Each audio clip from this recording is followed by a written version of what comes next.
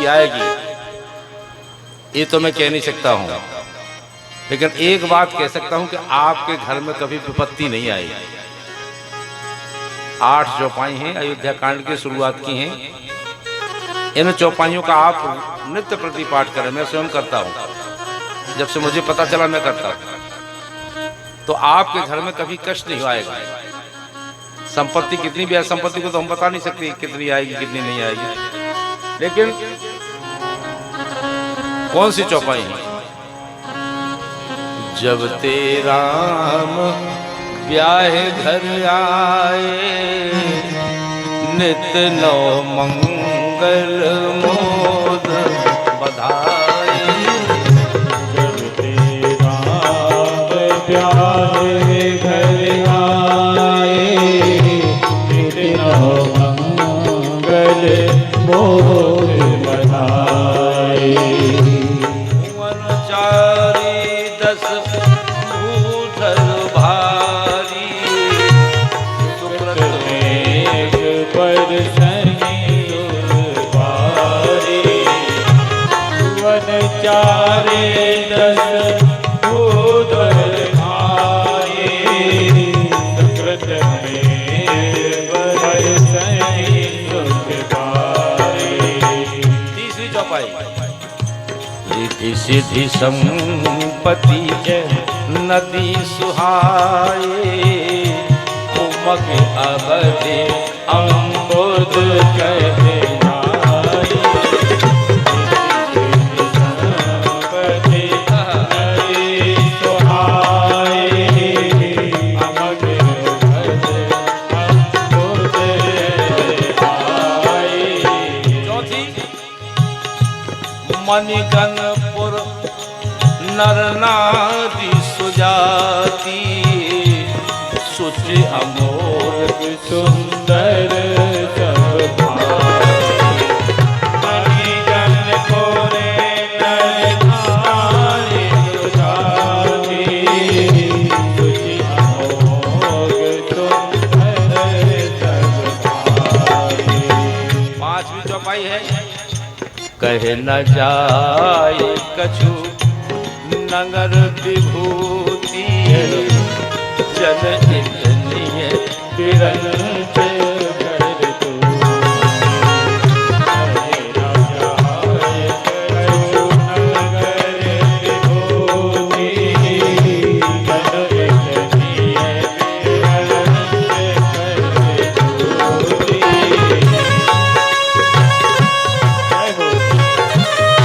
जय हो हरि बोल।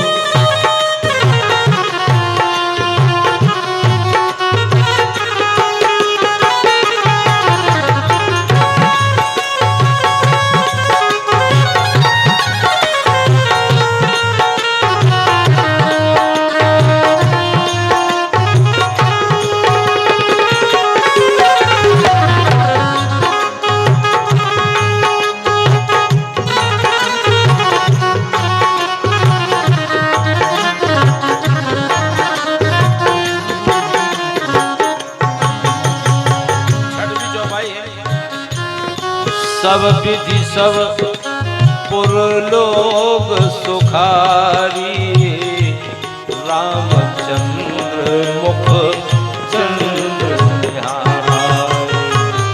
7वीं। मुदित मातु सब सखी कहे,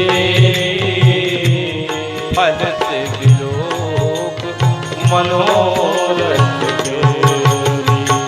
8वीं चौपाई है।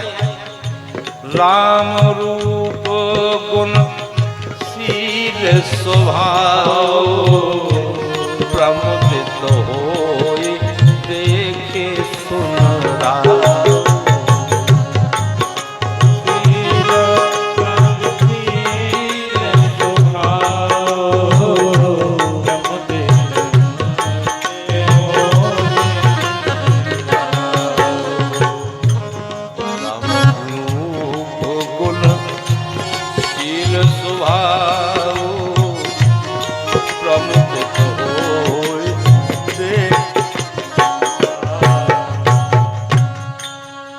तो बंधु कहने का तरीका है, ये अयोध्या कांड को प्रणाम करते हुए आज की पावन कथा आप सबके समक्ष रख रहा हूं।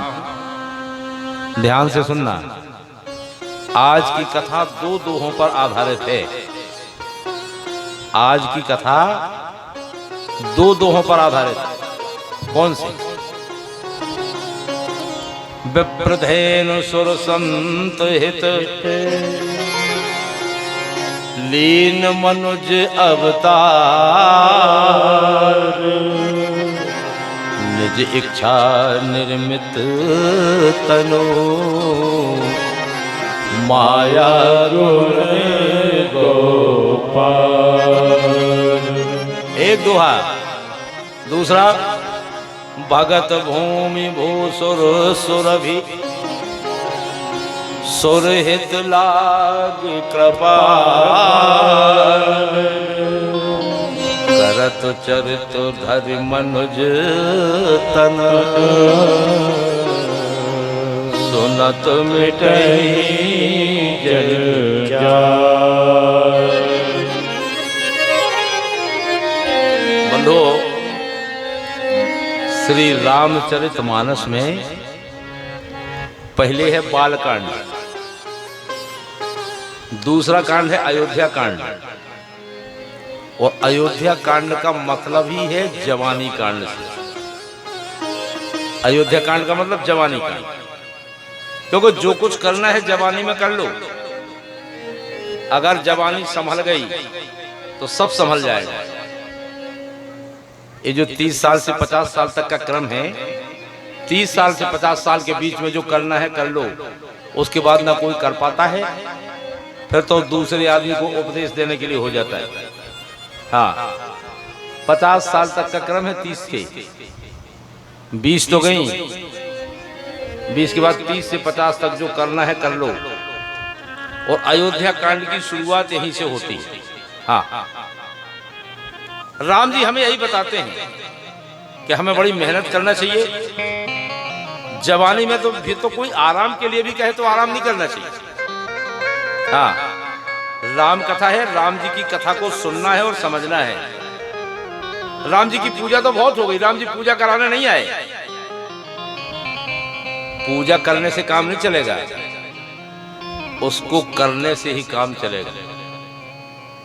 राम कथा जीने की कथा है। अगर जीवन में करोगे तो राम कथा का फल मिलेगा। सुनने की बात तो अलग है। सुनना तो यहां से सुना, यहां से निकल गया, यहां से सुना, यहां से निकल गया। इस राम कथा को जीवन में उतार लो, क्योंकि राम स्वयं कहते हैं कि सोई सेवक प्रियतम मम सोए मम अनुशासन माने जोई। मेरा सेवक वही है जो मेरे द्वारा स्थापित किया हुआ अनुशासन माने। वही मेरा सेवक है, वही मेरा प्रियतम है। लेकिन राम जी के अनुशासन का पता कैसे चलेगा? अयोध्या कांड से ही शुरू होता है राम जी का अनुशासन, क्योंकि विवाह तक तो गुरु के अनुशासन में रहे। यहां से राम जी का स्वयं का अनुशासन शुरू हो रहा है। ध्यान रखना, जिस आदमी के जीवन में स्वयं का अनुशासन नहीं होगा, वो आदमी किसी मतलब का नहीं होगा। क्यों? विप्रधेनु सुर संत हित लीन मनुज अवतार निज इच्छा निर्मित तनु माया गुण गोपाल। ब्राह्मणों के लिए, गौ माता के लिए, देवताओं के लिए और संतों के लिए। संतों के लिए अयोध्या जी में जब से विवाह करके भगवान आए हैं, 12 साल रहे हैं अयोध्या में। विवाह के पश्चात 12 वर्ष अयोध्या में रहे हैं। बड़ा आनंद हो रहा है, आनंद हो रहा है। अनेक वर्ष मंगल भाव में बीत रहे हैं। लेकिन पूरे नगर के नर नारियों में एक लालसा थी, एक लालसा है कि महाराज दशरथ अपना शरीर रहते हुए अगर राम जी को युवराज पद पर बैठा देते तो कितना अच्छा रहता, कितना अच्छा रहता। सब केवल अभिलाष अस कहा ही मनाए महेश। आप अछत जुबराज पद राम ही देहु नरेश। यहाँ एक बड़ी अद्भुत बात आती है, आपको संसार में ऐसा कोई प्राणी नहीं मिलेगा जिसके जीवन की सारी इच्छाएं पूरी हो गई। कोई प्राणी नहीं मिलेगा। इस संसार से जितने गए हैं सब अधूरे ही अधूरे गए, पूरा करके तो कोई गए नहीं। जब राम के बाप दशरथ की इच्छा पूरी नहीं हो पाई तो हमारी आपकी क्या होगी? कोई इच्छा मत बनाओ। ये संसार है और संसार में कोई भी प्राणी मात्र सुखी नहीं है, क्योंकि संसार में सुख है ही नहीं। कोई भी प्राणी अपनी छाती पर हाथ रख के नहीं कह सकता कि मैं सुखी हूं।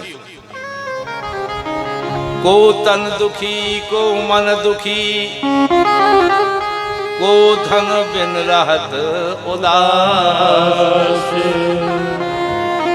थोड़े थोड़े सब दुखी, केवल सुखी राम के दास। संसार में सुख कहीं नहीं। हाँ, संसार में तो जो परिस्थिति निर्मित हो जाए उसको स्वीकार करने में ही फायदा है। जब राम जी के बाप की इच्छा पूर्ति नहीं हुई तो हमारी आपकी इच्छा पूर्ति हो जाएगी क्या? इसलिए रामायण कहती है कि कोई इच्छा बनाओ ही नहीं, कोई इच्छा नहीं बनाओ। यही बनाओ कि जाहि विधि राखे राम ताहि विधि रहिए। और अगर कोई इच्छा बन भी जाए, मन में कोई संकल्प आ भी जाए कि हमें ऐसा करना है या वैसा करना है, तो संकल्प तो लो, लेकिन उसके पहले संकल्प राघव सरकार को अर्पण कर दो। जेहि विधि होए नाथ हित बो।